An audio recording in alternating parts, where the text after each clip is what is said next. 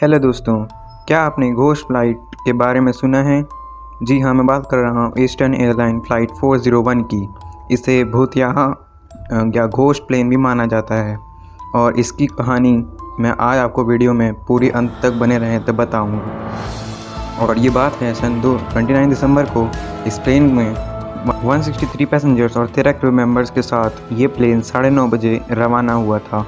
इस प्लेन को न्यूयॉर्क से फ्लोरिडा जाना था और इस प्लेन के कैप्टन का नाम है बॉब लिफ्ट, जो कि बेहतरीन पायलट हैं और इन्हें 29,700 फ्लाइट आवर्स का अनुभव है। और इनके को पायलट के तौर पे स्टॉकस्टिल हैं जो कि 5,800 आवर्स का अनुभव है। और फ्लाइट इंजीनियर डॉन रेपो के नाम से रखे गए हैं जिन्हें 15,700 आवर्स का अनुभव है। तो होता ये है कि ये 9:20 पे ये फ़्लाइट सब कुछ प्लेन में एकदम सही चल रहा था और पैसेंजर्स भी अपने फ़्लाइट का आनंद ले रहे थे और क्रूज़ भी अपने काम में लगे हुए थे। और इसे उड़ते उड़ते 2 घंटे बीत गए हैं और इसे और बज रहे हैं 11:30। अब इसके लैंडिंग का टाइम हो रहा है। और जैसे ही लैंडिंग गियर्स को ऑन किया गया तो सारे पायलट के होश उड़ गए चुके थे, क्योंकि लैंडिंग गियर्स को ऑन करते ही उसके सामने वाला पैनर खुला ही नहीं था, यानी समझ रहे हैं अगर, और उसके लैंडिंग गियर्स इंडिकेटर लाइट भी नहीं जल रही थी। तो इस प्रॉब्लम को फिक्स करने की बहुत सारी कोशिशें की गई और इन्हें इंजीनियर को भी सौंपा गया कि ये इस चेकिंग कर पाएँ कि ये प्लेन में इंडिकेटर क्यों नहीं जल रहा है। और सब लोग हैरान थे कि अब इस प्लेन का क्या होगा, और उन्होंने लैंडिंग गियर्स को ऑन किया तब भी वो लाइट नहीं जली। वहाँ पर बैठे सारे पायलट्स को कुछ भी पता नहीं चल रहा था कि लैंडिंग गियर्स को क्या हुआ और इंडिकेटर लाइट किससे पायलट्स ये अंदाज़ा नहीं लगा पा रहे थे कि वो प्लेन का और अगर पायलट्स बिना आगे वाले लैंडिंग गियर्स के चले वो प्लेन एक बड़े हादसे का शिकार हो सकता था। तभी वो एटीसी से कांटेक्ट किए और इसके बारे में सब कुछ बताया। तभी एटीसी ने सुझाव दिया कि वो अपने प्लेन को 2000 फीट के लाए और कैप्टन डोब ने 2000 फीट पे ऊंचाई पर लाया और ये पश्चिमी दलदल पे जाके मंडराता रहा बादलों के बीच। उसके बाद कैप्टन ने स्टॉकस्टिल को पायलट को कहा कि वो ऑटोमेटिक पायलट मोड पे डाल दें। ऑटो पायलट डालने के बाद 80 सेकंड तक तो ये 2000 की फीट पे ऊंचाई पे उड़ता रहा। और जब वहाँ के इंजीनियर ने वापस इस कैबिन में बुला के चेकिंग करवाई तो भी इस लैंडिंग गियर को कोशिश करते करते कुछ भी नहीं हो रहा था और वो लैंडिंग गियर लाइट्स अभी भी नहीं चल रही थी। और इस समस्या को वो एटीसी से भी पूछ रहे थे, लेकिन उनके कई कोशिशों के बावजूद भी वो इंडिकेटर लाइट नहीं जल रही थी। और कैप्टन ने स्टॉकस्टिल को आदेश दिया कि वो जाके बॉटम कैबिन में जाके देखे कि लैंडिंग गियर्स खुले हैं कि नहीं। जब वो वहाँ गए तो उन्हें ये पता चला कि पीछे वाले लैंडिंग गियर्स तो खुले हैं पर आगे वाले नहीं खुले हैं। मैं आपको बता दूं, पीछे वाले के बगैर आगे वाला अधूरा है, यानी आगे वाले से अगर खुला ना हो उससे लैंडिंग करवाया जाए तो ये प्लेन क्रैश भी हो सकता है और एक बड़े हादसा हो सकता है इस प्लेन के साथ। और इसके देखते ही देखते वो प्लेन 100 फीट और नीचे आ गया था और ना ही इस बात को पायलट जाने और ना ही वहाँ बैठे क्रू को कोई पता चला कि वो प्लेन धीरे धीरे नीचे आ रहा था। और देखते ही देखते 70 सेकंड बाद ये 2 और 100 फीट नीचे आ जाता है और इसी की वजह से सारे वार्निंग अलार्म एक साथ बजने चले जाते हैं और सारे पैसेंजर्स इधर से उधर और प्लेन पूरी अलट पलट हो रही होती है। एयर होस्टेस भी उन लोग को शांत करने में लगी रहती हैं और देखते ही देखते कुछ 50 सेकंड बाद वो प्लेन 2000 फीट की बजाय 1000 फीट पे आ जाता है। और को पायलट स्टॉकस्टिल इसे 180 डिग्री घुमाने का प्रयास करते हैं ताकि इसकी वेलोसिटी कम हो जाए और प्लेन सही सलामत लैंड हो जाए, पर उनका वो प्लान फेल हो चुका था। जी हाँ, कम फाइट होने के कारण वो प्लेन क्रैश हो गया था और अपने मंजिल तक पहुंचने से 1 किलोमीटर पहले ही वो प्लेन क्रैश हो गया था और उसके मलबे भी 1 किलोमीटर पहले ही मिले थे।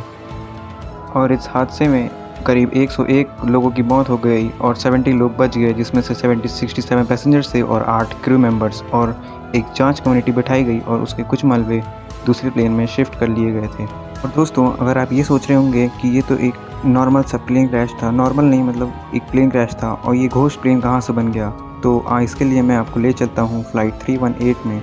180 यात्रियों से भरा ये विमान न्यूयॉर्क से फ्लोरिडा जाने के लिए रवाना होता है। विमान के कुछ देर बाद ही एयर होस्टेस जब खाने लेने के लिए फूड स्टॉल जाती हैं तो उन्हें कुछ अनहोनी सा दिखता है। जैसे ही वो हाथ फूड हाथ रखती हैं वैसे ही उनको एक चेहरा नज़र आता है उनके सामने वाले जो शीशे में है। वो चीखना तो चाहती थी पर उनके गले से आवाज़ नहीं निकल रही थी और डर के मारे उन्होंने अपनी आंखें बंद कर ली थी। और जब उन्होंने पीछे मुड़ा तो वो चेहरा गायब हो गया था। और यही नहीं, उन्होंने दूसरी बार कोशिश किया। इस बार उस भूत का एक सिर और हाथ और मुंह दोनों हिल रहा था और वो कुछ कहना चाहता था पर वो कुछ कह नहीं पा रहा था। और तुरंत ही उसने फिर से आंख बंद कर ली और जब आंख खोल के देखा तो वो फिर से गायब हो चुका था। और एक बार फिर से इसी घटना को नज़रअंदाज न करते हुए एक बार फिर से इसने किया और उस बार वो बोला कि ये प्लेन जल्दी ही क्रैश होने वाला है और यहाँ से सब चले जाओ वरना सब मार जाओगे। और इस घटना के बाद वो इतना ज़्यादा डर जाती है कि वो अपना फूड स्टॉल से बाहर निकलती है और को पायलट के पास जाके बोलती, को पायलट नहीं, इंजीनियर के पास जाके बोलती है कि वहाँ किचन में एक अंधेरा सा एक साया दिख रहा है जो कि चेहरा है। और बस फिर क्या था, उस इंजीनियर ने भी उस चेहरे को देखा था जो कि कह रहा था कि ये प्लेन क्रैश होने वाला है तो अपनी जान बचा के भाग लो। वो घोस्ट जो भी था वो यही कह रहा था कि एक इंजन में आग लगने के कारण पूरी तहस नहस भी हो सकती है। तो इस बात सुन के वो लोग पायलट की तरफ दौड़े और सब चीज़ें बताई कि वहाँ एक चेहरा था जो कि उसे, और यही नहीं, जिस पायलट ने उसकी चेहरा देखा था वो समझ गया था कि ये कौन था। जी हाँ, वो डॉन रेपो का एक भूत था। जी हाँ, आपको मैं बता दूं, जिस प्लेन क्रैश हुई थी उसी के मलबे इस प्लेन में लगाए गए थे। और इसके बाद, इस घटना के बाद उन लोगों ने तय किया कि इनकी बात मानते हुए ये प्लेन को आईटीसी से भी कंट्रोल करके नीचे बुला लेते हैं।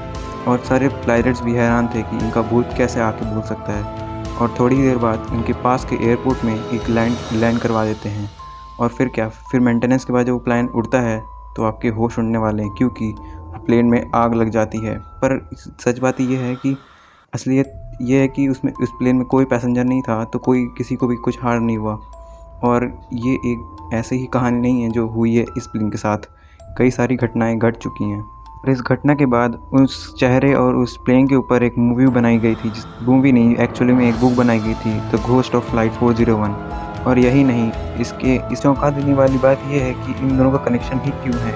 इतने सारी फ़्लाइटें हैं, उसमें क्यों नहीं घोस्ट की कहानी घटी गई है, सिर्फ इसी प्लेन में क्यों? क्योंकि उस जो प्लेन क्रैश हुआ था उसी के मलबे से ये प्लेन को बनाया गया था। तो सिर्फ यही घटना नहीं है, और भी सारी घटनाएं हुई हैं। जैसे कि एक बार वाइस प्रेसिडेंट अपने प्राइवेट प्लेन में कहीं जा रहे थे और उसी वक्त उनके प्लेन के बीच में एक कैप्टन उनसे बातचीत कर रहा था। तो बातचीत में इतना मग्न हो गए कि तभी इनको ध्यान आया कि अगर कैप्टन यहाँ पर है तो फ़्लाइट कौन उड़ा रहा है। और उनके मन में ये डर बैठ गया था कि फ़्लाइट क्या कौन उड़ा रहा है। और उसके बाद वो अपने कैबिन से उठे और पायलट्स की ओर जाने लगे और पायलट को जाने की ओर पहले उन चेहरा को देखे, उसके बाद वो समझ गए कि वो हैं अपने डॉन रेपो। जी हाँ, उन्होंने डॉन रेपो का भूत देख लिया था जो कि उनके साथ बैठे बैठे बात कर रहा था। और ये सारी घटनाएं पायलट्स को बताई तो पायलट्स भी हैरान हो गए कि ये कैसा हो सकता है, उनका भूत ऐसे कैसे दिखाई दे सकता है। और यही नहीं, उसके बाद भी घटना बंद नहीं हुई। एक बार मेंटेनेंस के दौरान वो प्लेन के अंदर एक मेंटेनेंस साफ़ करने के कर्मचारी पहुंचा तो उन्हें वहाँ पर एक बार खड़ा हुआ भूत दिखा जो कि बिल्कुल और बिल्कुल बॉब डॉन की तरह दिख रहा था, डॉन रेपो की। डॉन खड़े होके बोला कि ये इस प्लेन में सब कुछ ठीक है। उसके बाद वो पिछले दरवाजे से कहीं गायब हो गए। इसी प्लेन के साथ इसलिए घट रही थी क्योंकि उसके मलबे जो क्रैश हुए थे वो अलग अलग प्लेन्स में लगाए जा रहे थे और हो सकता है उसमें मौजूद भूत अपना फ़र्ज़ निभा रहा हो, यानी पायलट्स अपना फ़र्ज़ निभा रहे थे कि किसी कोई और प्लेन क्रैश ना हो। तो यही थी आज की वीडियो। और मैं आपको बता दूं, इसके एक बुक भी लिखी गई, द घोस्ट ऑफ फ्लाइट 401। आप लोगों को पढ़ना है तो आप पढ़ सकते हैं, बहुत अच्छी बुक थी, मैंने भी खुद पर्सनली पढ़ी है। तो अभी मैं रवाना लेता हूँ आपसे और मिलते हैं अगली वीडियो में। तो मैं इस प्लेन के बारे में आपका क्या कहना है आप नीचे कमेंट्स में ज़रूर बताइएगा।